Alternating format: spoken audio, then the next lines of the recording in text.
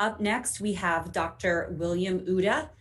He is a medical oncologist specializing in breast cancer with over 30 years of experience as a clinician and clinical researcher at the Cedars-Sinai Cancer Center in Los Angeles, where he continues to be a member of the medical staff.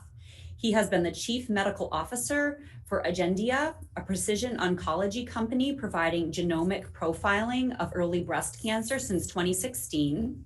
And during his years of clinical practice at Cedars-Sinai, Dr. Audeh has served as director of the Cedars-Sinai's Cancer Center, clinical chief of the Division of Hematology and Oncology, chair of the Cancer Committee, medical director of the Wasserman Breast Cancer Risk Reduction Program, and faculty member of the Cedars-Sinai's Biomedical PhD Program and Breast Surgery and Surgical Oncology Fellowships at Cedars-Sinai.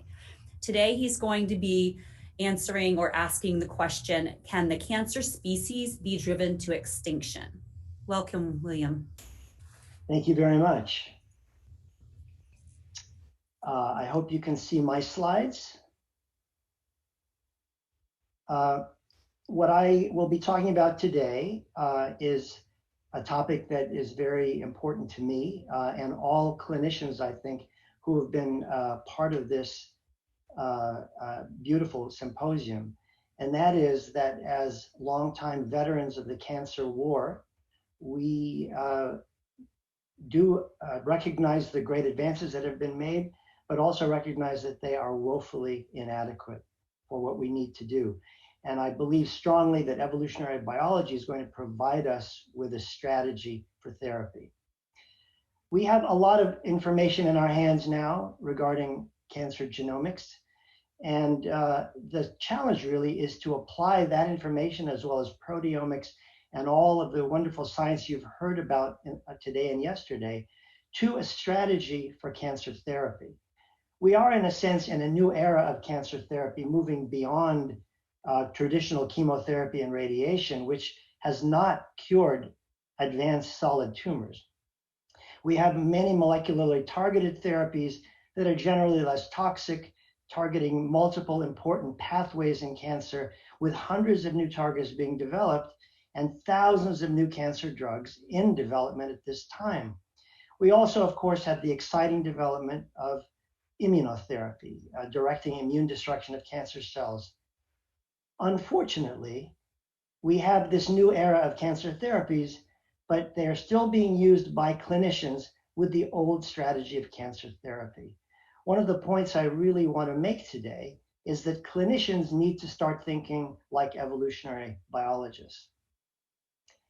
The problem is that the strategy that has been used thus far has induced resistance to targeted therapy and immunotherapy, which is inevitable and predicted by evolutionary biology. We all, I think, agree that cancer is not a single disease, it's a diverse population of related cells which evolve and adapt like any population. And of course, as we've seen from Anna Barker's talk, adaptation to any single drug is highly likely, if not inevitable. Another example, of course, is targeting therapy in lung cancer. This selection pressure drives evolution through therapy, and that adaptation is facilitated by the genetic diversity of the tumor cell population. In clinical terms, this is often referred to as tumor heterogeneity. Now, tumor heterogeneity is something that is frightening and puzzling to clinicians. It is the surprising finding for those who have been treating cancer for decades that not all cancer cells are the same. And it implies a sense of chaos that may be difficult to overcome with our current strategy. This was brought home with a seminal paper written by one of our speakers, Charles Swanton, and his colleagues, published in the New England Journal nearly 8 years ago now, showing intratumoral heterogeneity and branched evolution within a single patient's cancer cell population. This was a critically important paper. They performed whole genome analysis of this unfortunate patient who had died of a renal cell cancer, sequencing multiple areas of the primary tumor as well as multiple metastatic sites. What was found was that there were multiple mutations throughout multiple anatomic sites, giving a sense of chaos and diversity which could not be overcome if it is resident in a single patient. In fact, when this was published, this shook up Wall Street. All the money that had been poured into so-called personalized medicine, supporting biotech and pharma industry efforts in this region, in this area, caused a great deal of concern that that entire strategy would not work. And in fact, it dashed hopes in many people's minds for the success of personalized medicine with targeted therapies. However, looking at this data from an evolutionary point of view, a very different conclusion should be drawn. And that is, if you look at the phylogenetic relationship of the tumor cell population shown here, with multiple branches in multiple sites throughout the patient's body, there is a single trunk mutation, VHL, and the branch mutations are actually the same gene mutated in multiple different sites. Why the same gene mutated in multiple different sites? Well, this is a classical example of convergent evolution. Something about that secondary branch was helpful in the survival of those clones. So applying evolutionary biology to cancer makes implicit sense. In fact, many have thought of cancer as an invasive species, a diverse population of eukaryotic cells, asexually reproducing, but derived from a complex multicellular organism, and therefore having access to the full toolbox of the eukaryotic cell. Embryonic development, growth, cell migration, etc., but also with an inherently unstable genome, creating a high mutation rate and high level of adaptability. Invasive throughout the host's ecosystem. Now, one of the problems I have encountered throughout my career as a clinician, because I began as an evolutionary biologist prior to entering medicine, is that clinicians really need to think differently about cancer. The lexicon of cancer medicine locks us into concepts and modes of thinking with the words we use. These words imply the operating characteristics of the system: response, resistance, regression, progression, remission, relapse. This directs our clinical decision-making and our trial design. I believe we need a new lexicon for clinicians to use in tumor boards every week. Cancer is a population of genetically related cells. It's a species. Tumor heterogeneity is actually genetic diversity within the population. Genomic instability is the mutational rate. The tumor microenvironment is the ecosystem of the patient. Cancer therapy is a selective pressure on the population.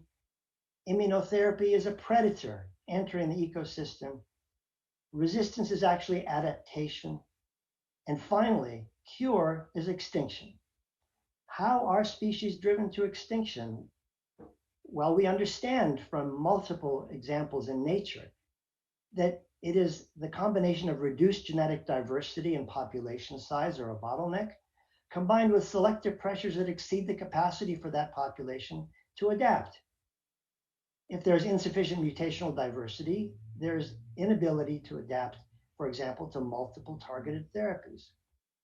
Now, you've heard already from Dr. Gattenby regarding one therapeutic strategy based on evolutionary medicine, which is to diminish the selection for resistant and aggressive biology, and ultimately turn cancer into essentially a chronic disease coexisting with the host. But could we actually drive this species to extinction? In other words, cure. Genomically characterize the cancer cell population, characterize the adaptive pathways, and then strategically apply targeted therapies in combination or in sequence.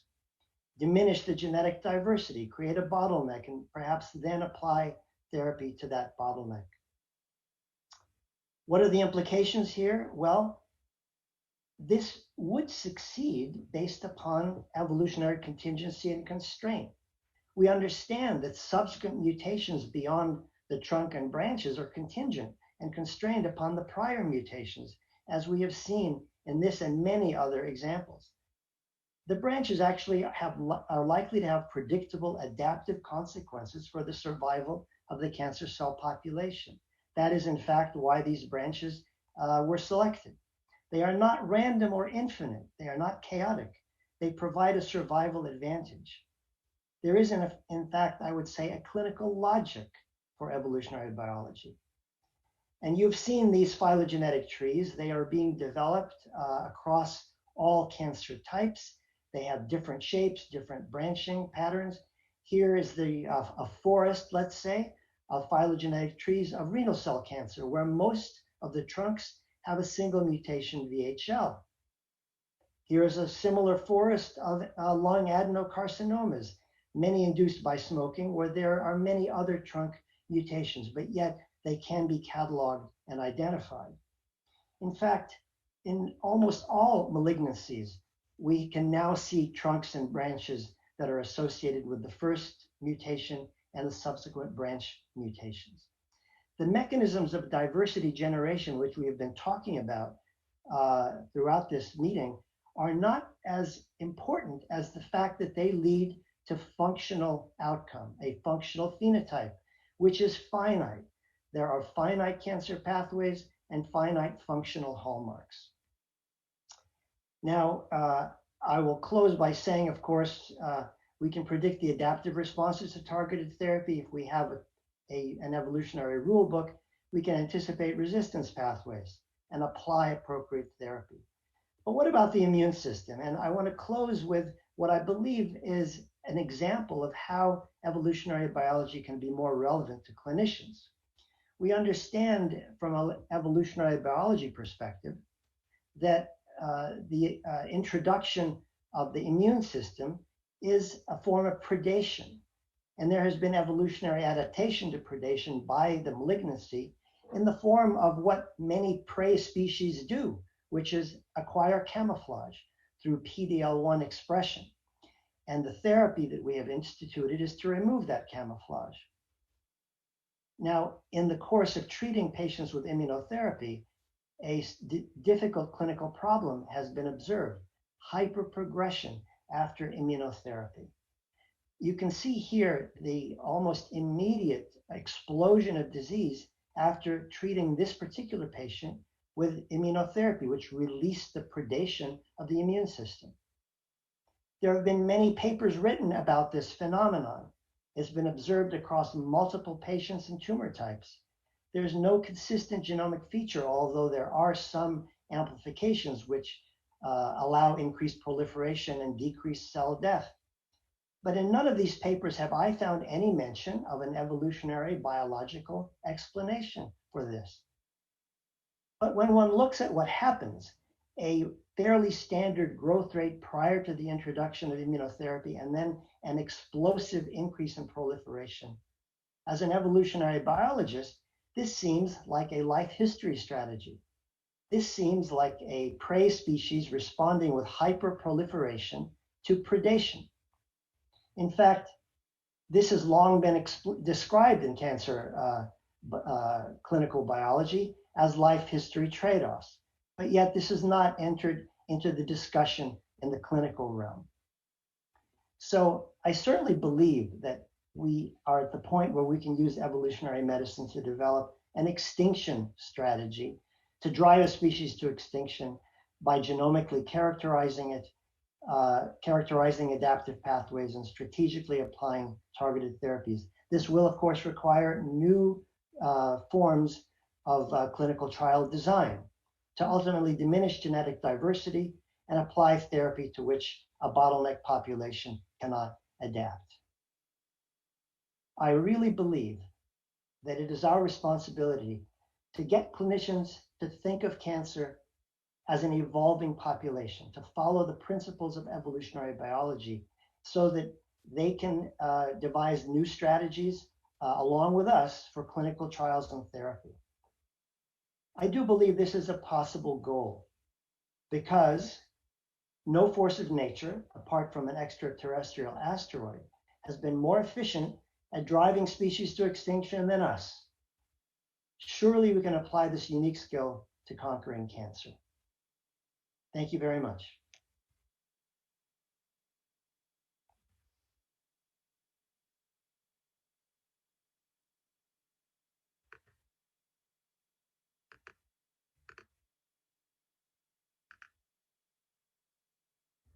Jim, you need to unmute. Thanks, Bill, for a wonderful talk. And I was just looking at the chat room to see what questions there are. And Henry Hang had a question about cancer resistance is achieved by a series speciation process. It is not classical species extinction. What do you say to that? Well, I think I'm thinking in simple clinical terms that eradicating every last member of that species is an extinction event. One possible outcome of appropriate application of new therapies would be to respeciate, in a sense, differentiating therapy that changes the biology of that population to a more differentiated population. It would, in a sense, be a new speciation event.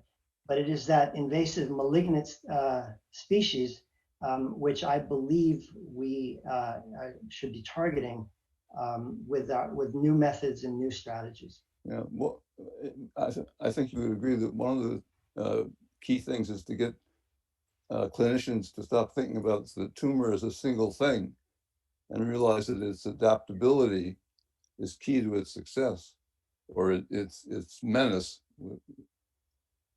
Absolutely. Yeah. And I would very much like to see clinicians and tumor boards using different terminology to discuss the strategy of therapy and the response of patients to therapy, because that, as I would argue, really guides people's conceptual thinking about solutions. Thank you. That's should be one of the outputs of this symposium.